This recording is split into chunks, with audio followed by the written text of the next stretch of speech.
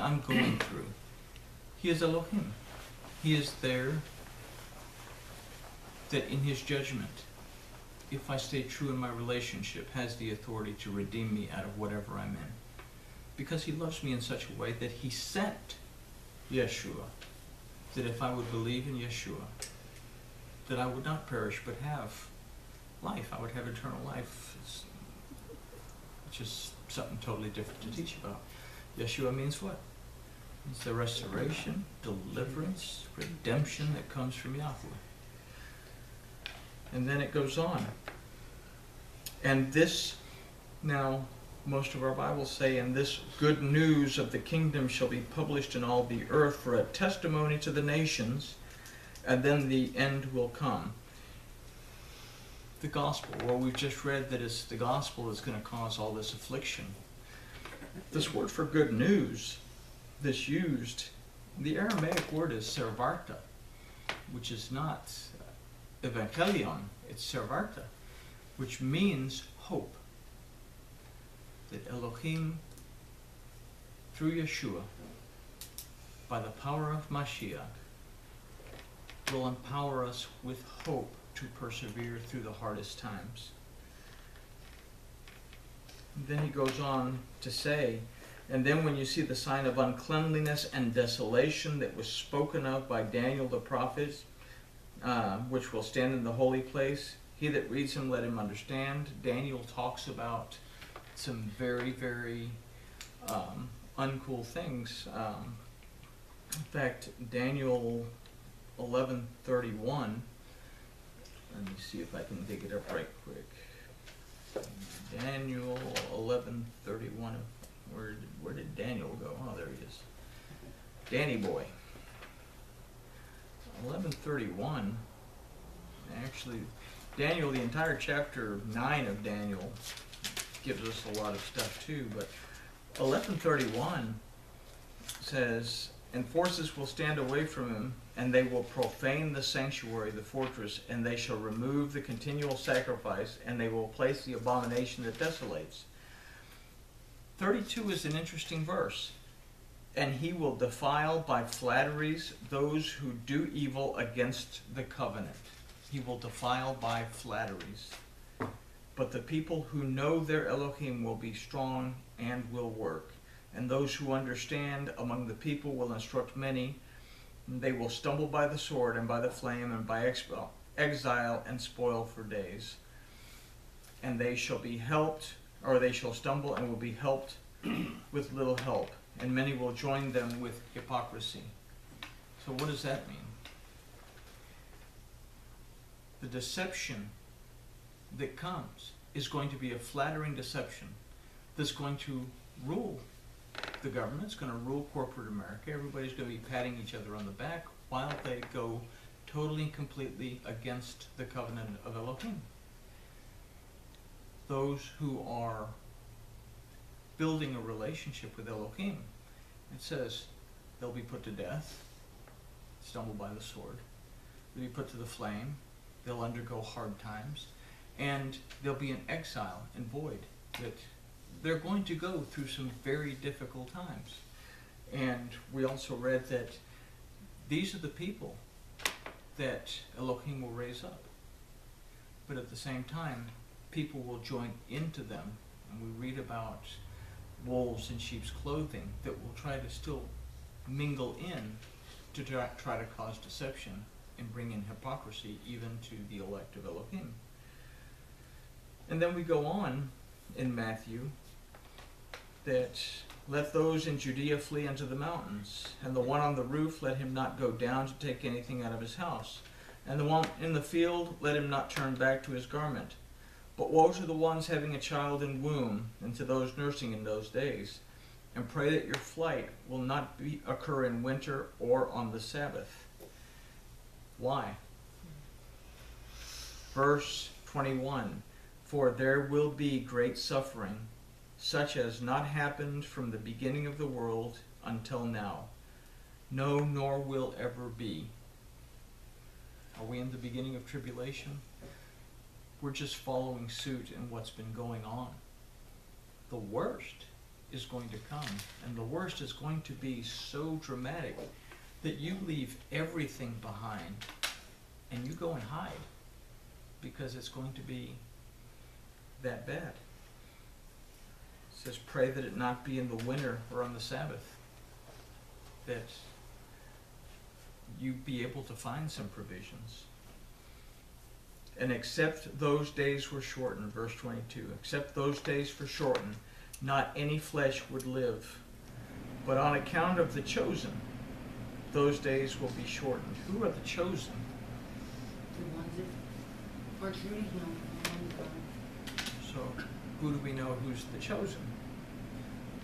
I can't say who's chosen, but Elohim knows who his chosen ones are. You know, we could group together and say, oh, we're the chosen, and then we'd be no better than the rest of the denominations who say, only if you believe like us are you going to be raptured or whatever. Elohim knows the chosen. Jewish folklore talks about there being 36 tzaddakim in the world, righteous ones. It says that not even these tzaddakim know that they're truly righteous. They just live in such a way that Elohim sees them as righteous. In Jewish folklore, now we're reading out of Matthew, we're reading out of Brit Hadashah. Jewish folklore says that if it were not for these 36 tzaddakim, that Elohim would destroy the world. So, what does this say? What is Yeshua saying? Except those days were shortened, not any flesh would live, but on account of the chosen, those days will be shortened. Then if anyone says to you, behold, here is Messiah, or here, do not believe. For false messiahs, and again he says, false messiahs and false prophets will rise up, and they will give great signs and wonders, so as to lead many astray, if possible, even the chosen. We are in very, very difficult times at this point in Scripture. Things are really, really ugly, and then people rise up that are able to do incredible things. And they say, I am Messiah. I am the anointed one. I am the one that can deliver you. Follow me, do what I say, even if what I tell you goes contrary to what you know to be right. So, and we could read on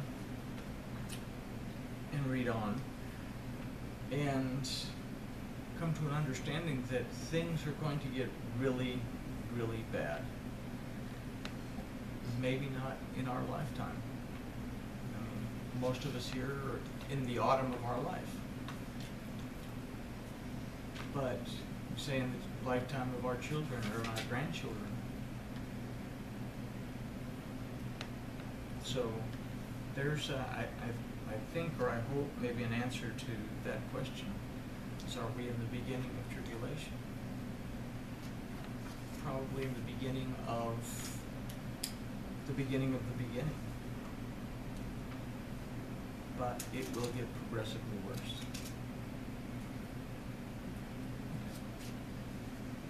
And can it not go from worse to really, really bad just in a matter of months? Well, again, we go back to Daniel. In chapter 9, he talks about 7 weeks, say a 7-year period. And the tribulation people break that down into times of the tribulation.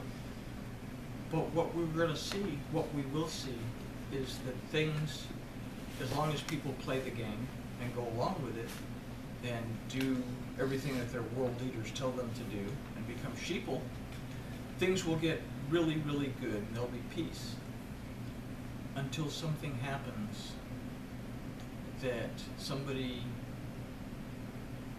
didn't get their promised share of the trillions of dollars or whatever.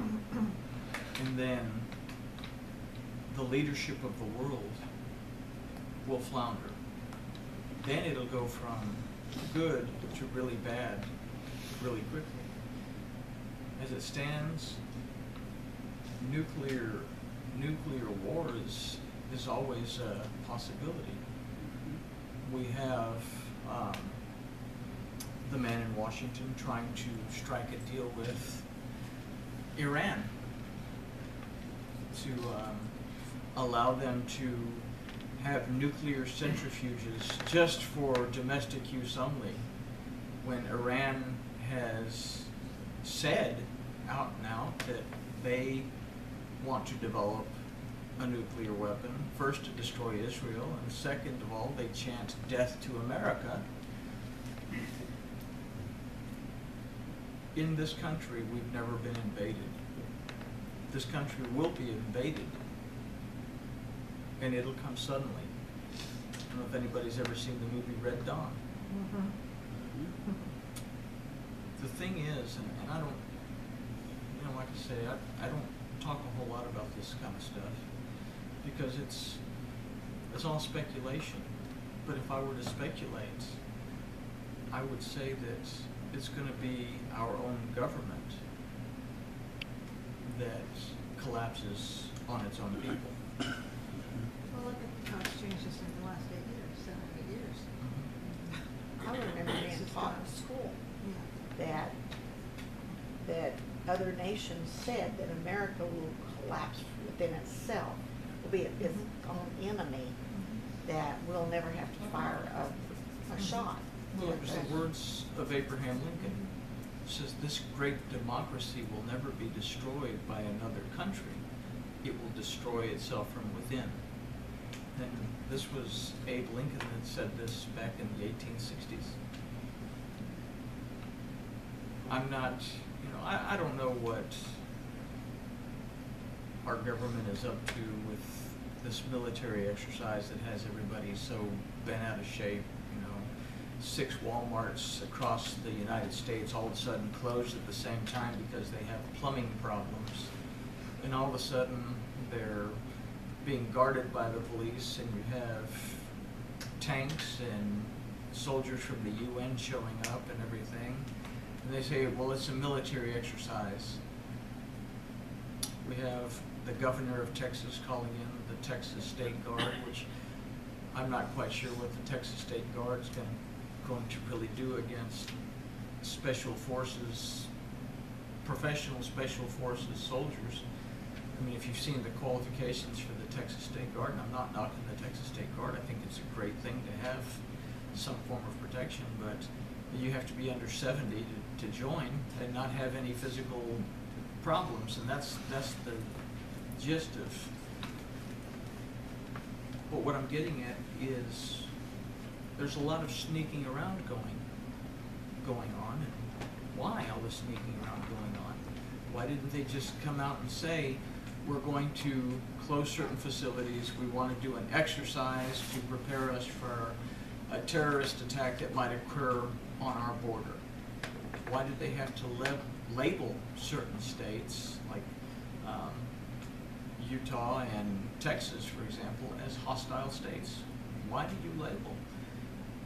What's your point? Why are you doing this? So we look at things like this in Torah, in Brit Hadashah, and we wonder, what's going on?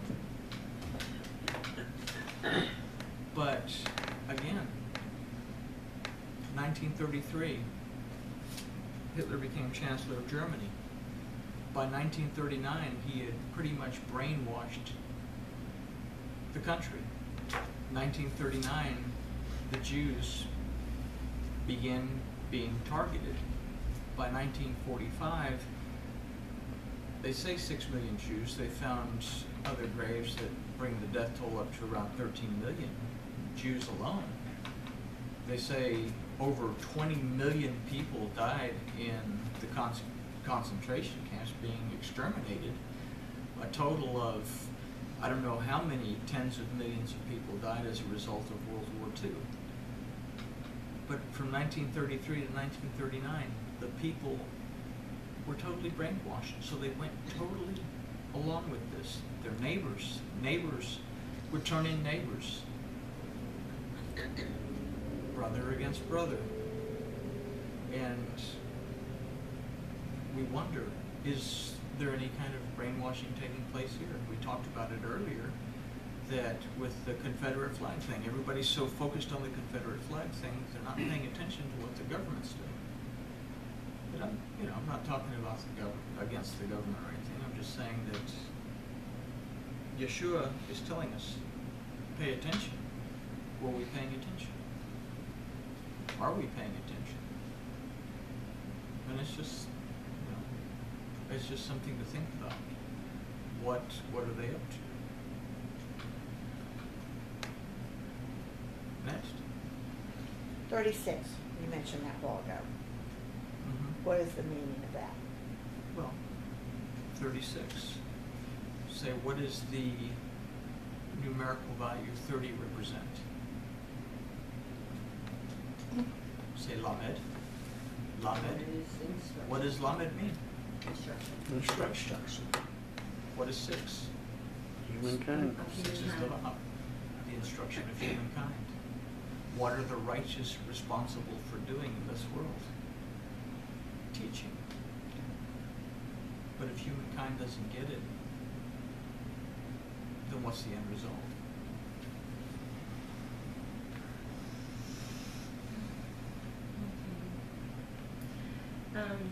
Basically, you've answered the questions Uh-oh. with one swoop, but how will the ones who are walking with him, relationship with him, studying, doing everything that they can do to be a testimony, a light out there, will they know the signs? How will we know? If we stay focused on Torah, then we know what is evil and we know what is good. And we can say that Torah says that a man shall marry a woman. So we know that a ruling from the Supreme Court saying otherwise goes contrary to Torah. As things start to develop that go contrary to Torah, we'll start getting an inkling. When we're asked to do things that go contrary to Torah, we'll understand. Those people in Rome, during one of the plagues that struck Rome, and I can't exactly remember the date, I read this a couple of years ago, the Christian community, even though they were being persecuted, went out into the streets and put those that were still living onto carts and carried them back to their community and cared for these people. They didn't care if they were pagan, if they were Christian. They took care of these people. And they say that, and I don't know how they got the statistics, but they say that the people that the Christians cared for had a 35% greater survival rate than the rest of the world. What is our responsibility in the midst of tribulation? Well, Yeshua says we're going to be hated. We're going to be a hated people. But what else are we responsible to do other than take care of ourselves? We have to love. And even though we may be fighting an enemy, our responsibility is still to love that enemy and to take care of that enemy, even though we may have caused the harm. To love that enemy in the end, to take care of that enemy, to take care of those people that would curse us and spitefully use us, to show love. And understand that in the tribulation, the world's desire is to kill us. Are you willing to die for someone you don't even know? Are you willing to die for someone who a minute ago was trying to kill you, trying to protect them and love them? How far are you willing to go to love your neighbor as yourself?